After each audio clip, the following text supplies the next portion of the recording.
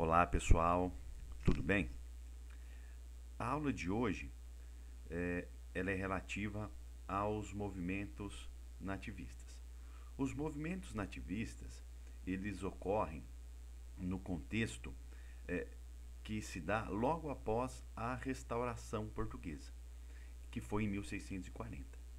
Então, boa parte desses movimentos nativistas eles ocorrem em meados do século XVII e princípios do século XVIII.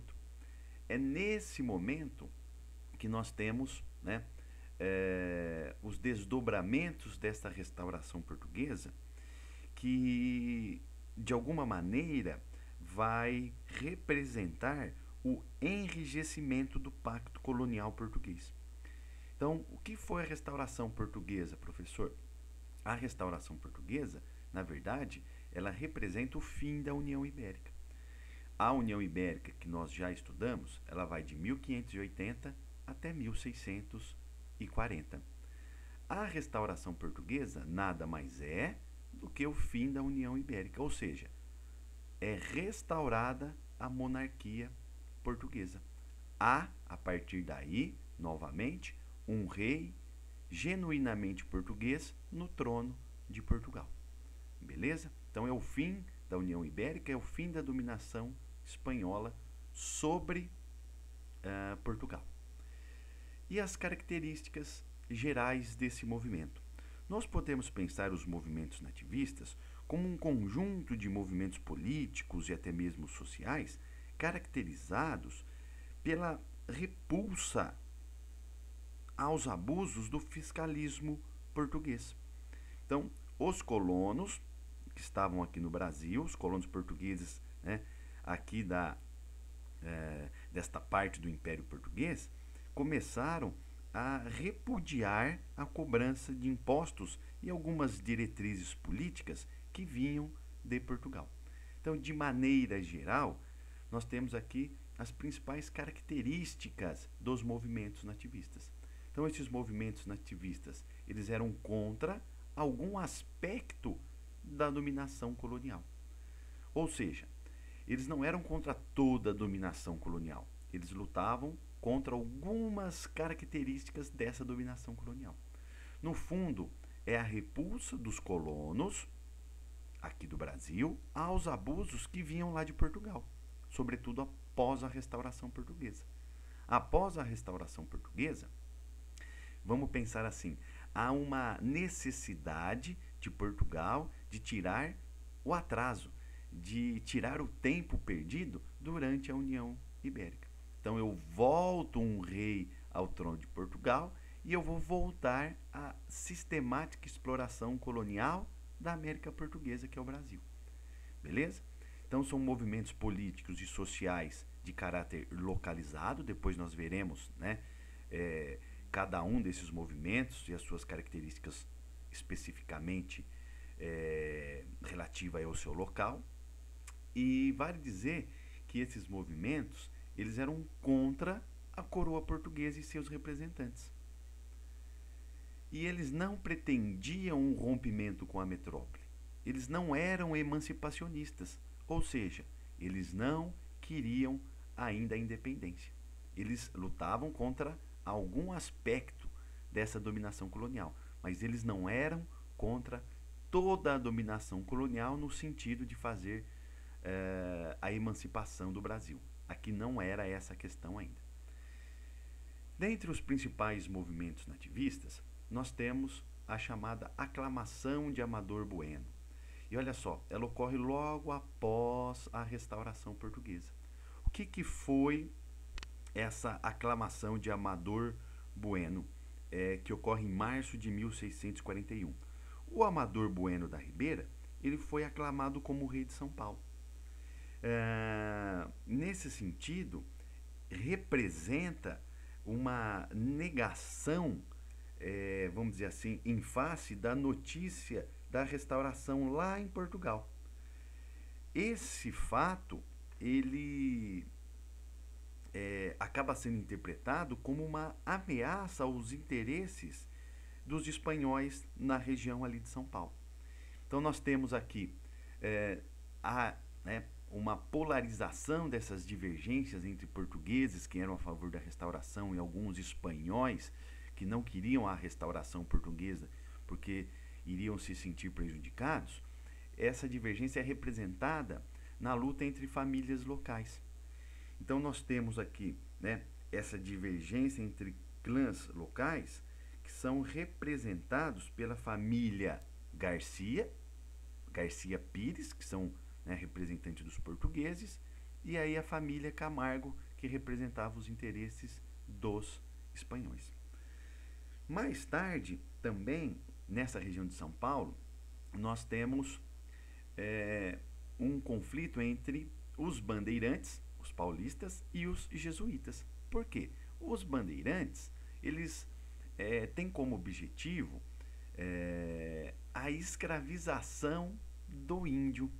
E os jesuítas serão contra a escravidão indígena. Desse conflito, por conta da escravidão indígena, nós temos esse episódio chamado Botada dos Padres Jesuítas para fora da cidade de São Paulo, pelos bandeirantes, pelos paulistas. Vale dizer que essa aclamação do Amador Bueno ela não teve sucesso, né? Ela só foi um movimento, vamos dizer assim, rápido e contrário à restauração portuguesa por parte aqui de São Paulo, mas ela não teve sucesso, ela não obteve sucesso. E significa que a restauração portuguesa, lá em Portugal, né, vai direcionar os assuntos relativos à colônia, ou seja, a América Portuguesa. Então essa aclamação do Amador Bueno como rei de São Paulo, ela não obtém sucesso. Mais um movimento nativista que nós podemos mencionar é a Revolta de Beckman, que ocorre no Maranhão em 1684.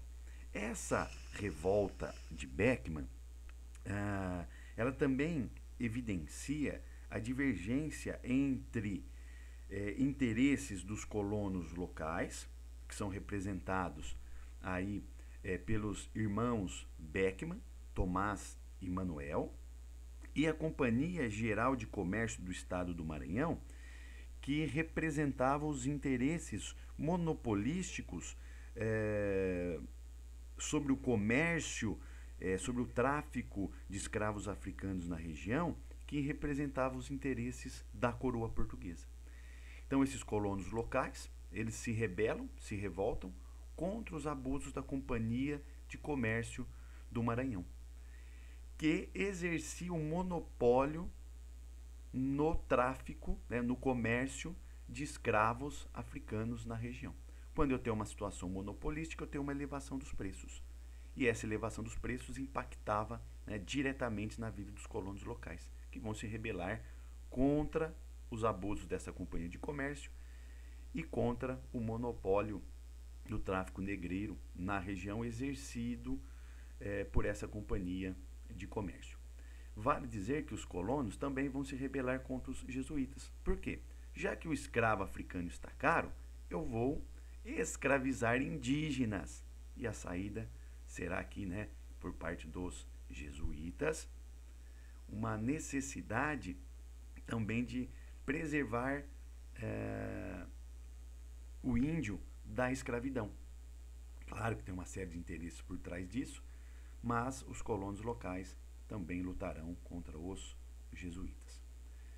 A Guerra dos Emboabas, ela se dá em Minas Gerais entre 1708 e 1709. O que foi a Guerra dos Emboabas? Refere-se ao conflito envolvendo os paulistas, né, os vicentinos, quem morava em São Vicente, que eram os bandeirantes, que descobriram a região mineradora, contra os forasteiros, os emboabas. Então, os forasteiros, principalmente os portugueses, que vieram para a região mineradora logo após as notícias da descoberta de ouro.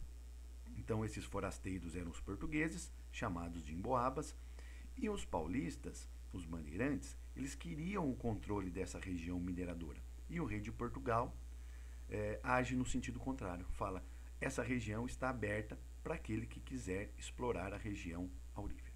Beleza? Na revolta de Vila Rica, que também é em Minas Gerais, e se dá em 1720. O líder é o Filipe dos Santos e ele é contra o abuso na cobrança de impostos e a instalação das casas de fundição. Esse abuso na cobrança de impostos é sobre o ouro.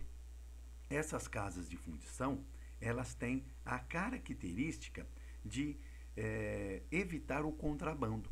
Todo ouro em pó, todo ouro extraído, deveria ser fundido, né, em barras, taxado e retirado a parte referente à coroa portuguesa. Isso, na visão do Filipe dos Santos, era um abuso fiscalista, era um abuso na cobrança de impostos, era um abuso por parte de Portugal referente aos negócios ali da extração aurífera. A Guerra dos Mascates, que é o nosso último movimento nativista aqui, ela se dá em Pernambuco e tem como causa geral básica a rivalidade entre os senhores de engenho da cidade de Olinda e os comerciantes portugueses da região de Recife, apelidados de mascates. O conflito ele rompe quando Recife é elevada à categoria de vila, o que favorece o grupo português. Então, os senhores de engenho que já estavam em decadência ali na região mais ligada à cidade de Olinda, eles estarão endividados com os comerciantes e os mascates portugueses. Recife sai vitoriosa desse conflito e ela vai ser elevada à condição de vila, cidade e depois capital. Então, desse ponto de vista, nós temos a hegemonia, né, a supremacia dos comerciantes, dos mascates portugueses em relação aos senhores de engenho de Olinda, que estava em decadência. Nesse mapinha aqui nós temos as principais revoltas coloniais, né? A aclamação do Amador Bueno em São Paulo, a Guerra dos Emboabas, a revolta do Filipe dos Santos aqui na região de Minas Gerais, os mascates, a Guerra dos Mascates, ocorrendo aqui entre Olinda e Recife, em Pernambuco, e a revolta de Beckman, que se dá no Maranhão. Pessoal, essa foi a nossa primeira experiência, espero que tenham gostado e gostaria de ouvir, né, o feedback de vocês depois. Um abraço.